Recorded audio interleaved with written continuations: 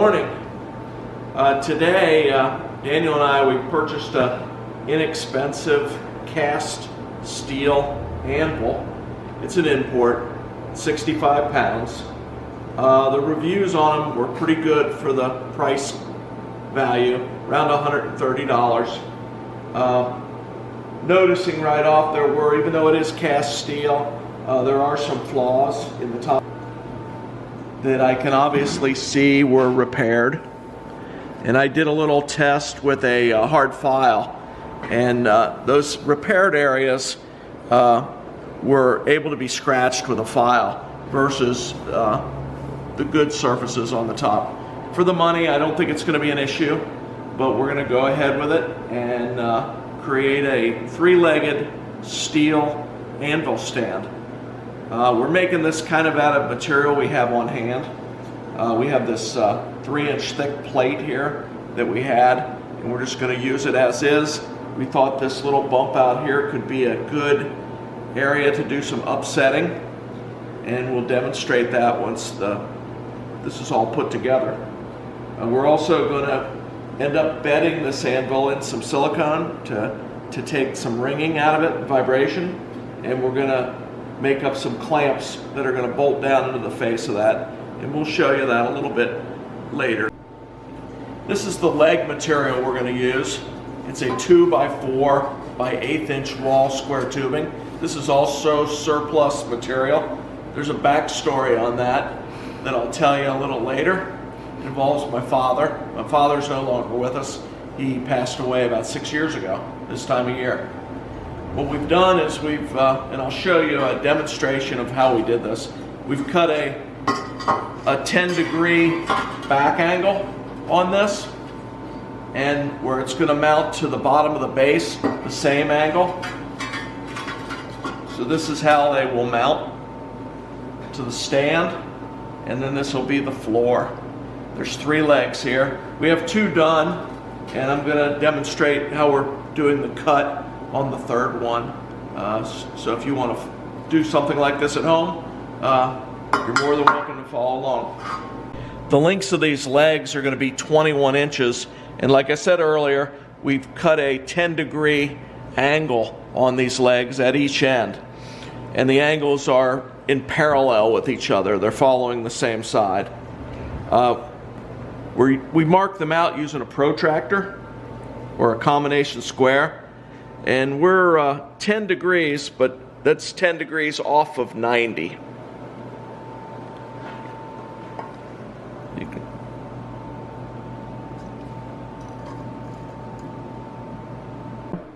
We're going to be cutting this tubing with an abrasive cutoff wheel, called zip wheels. Just a little bit of caution. This is a little dangerous, and it's something that you can get very good at, but you need to take good care. Wearing gloves and eye protection. Always wear a full face shield when you do this type of work.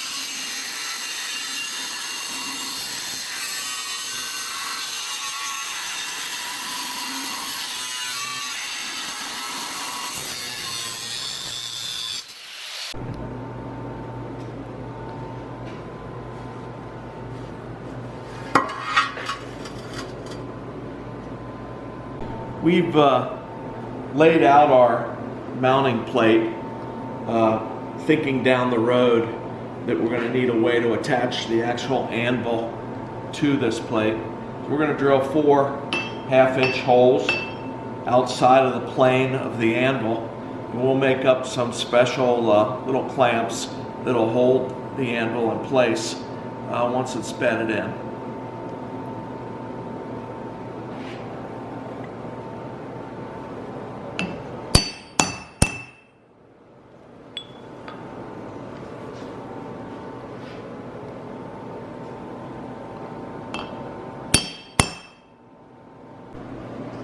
So here we have the base plate for our anvil stand. We've gone ahead and laid out all of the holes. We've already gone ahead and drill 3 of them, and I'm going to go ahead and drill this last one. The bit that I'm going to go through with first is this 3/8 bit, and once I go through this I will move on to a 27/64, and this drill bit is the correct size for a 1/2 13th tap size, which that tap we'll have to then use on every single one of these holes.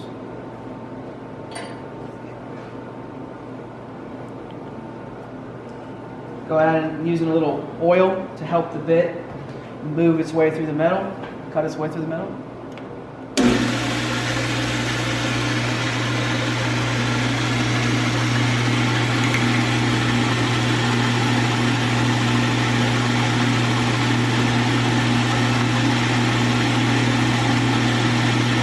You always want to drill with slow and steady pressure.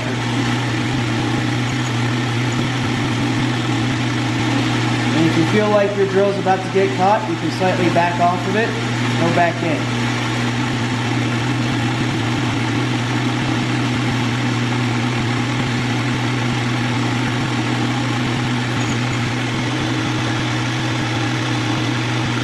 We've gone ahead and tacked up all the legs. Now we're ready to weld them out.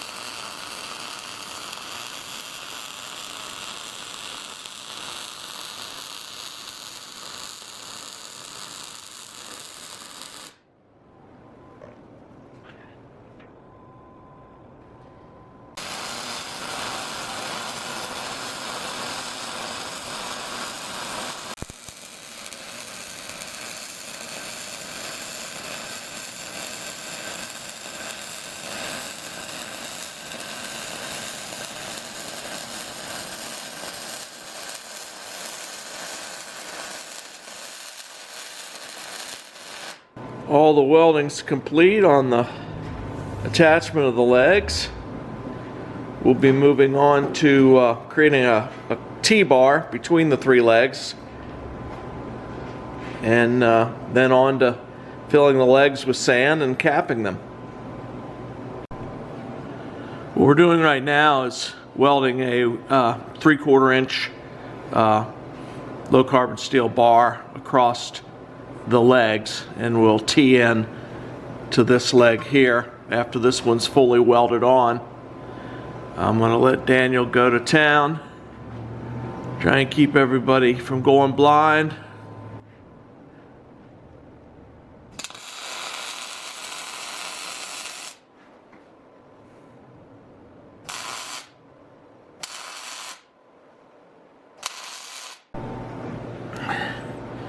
Daniel's getting ready to weld the upright on the T. He's got the one welded across the 2 back legs.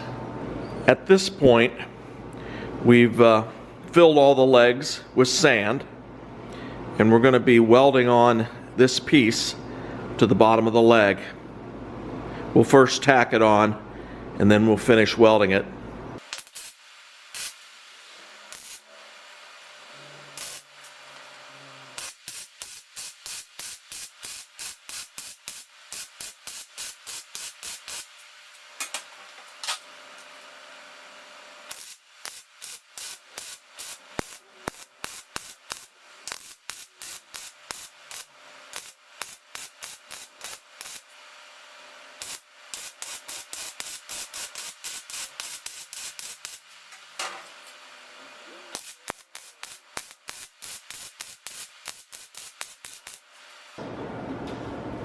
We didn't weld that continuously. We just kind of did progressive spot welds so we didn't burn through the material. It's a little on the thin side. Little close-up of what the part looks like fully welded. We'll be dusting that off with an angle grinder, take off any highs.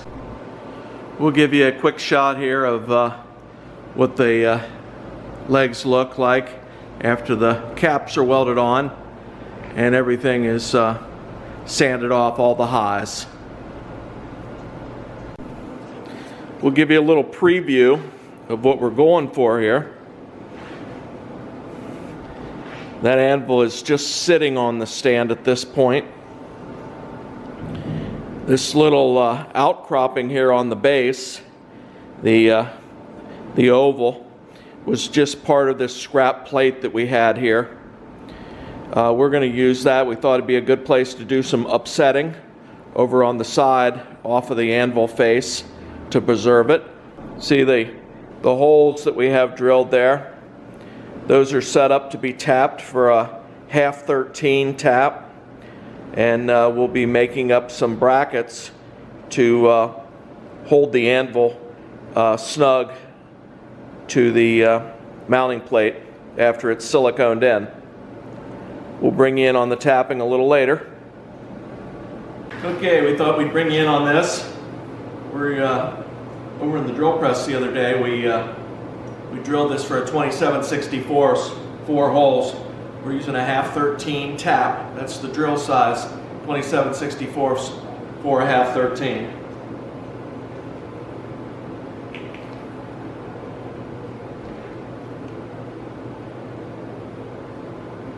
Trying to get this started as straight as possible. Until you get a few threads, it's a little precarious.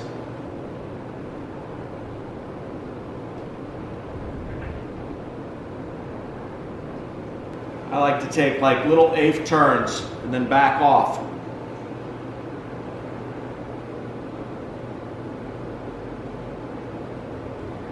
Kind of relieves the chips, nothing gets bound up. These holes are drilled 1 inch deep. The tap I have is not a bottom tap, so I'm going to look around and I may go back through them all just to get a few more threads at the bottom of the hole. This old material here that I'm doing is an old piece of A36, a burnout. And I know it's been around this shop for probably 35 years. I can remember diving in a dumpster at my dad's request and him pointing to this piece of steel. And it was a little bigger then too. And having me lift it up to the side and push it over the edge. And here we are 30, 35 years later, making it into our Anvil Stand. So never throw anything away. You'll finally come up with a purpose for it.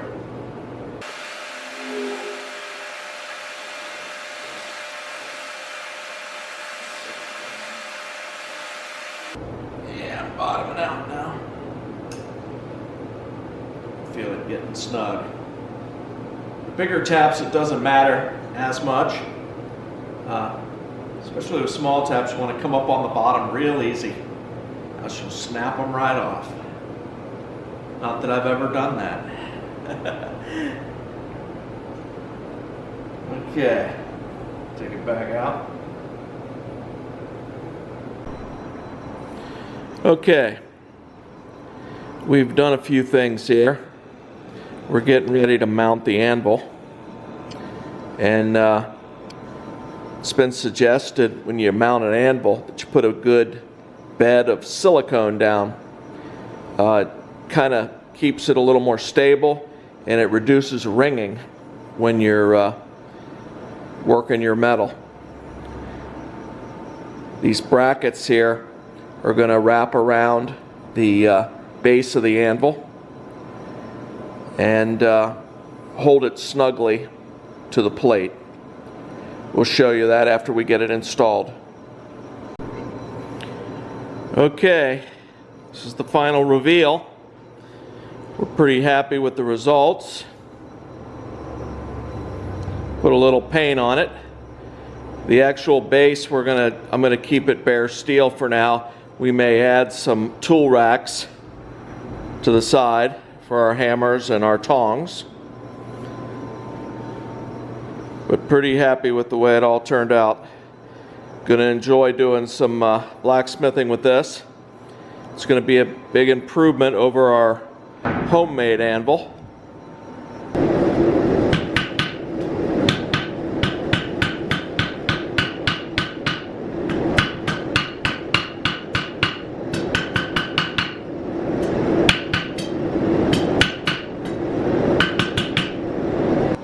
Please remember to like and subscribe. We've got a lot of projects coming up. We want to bring you along for the ride. And hope you enjoyed this video.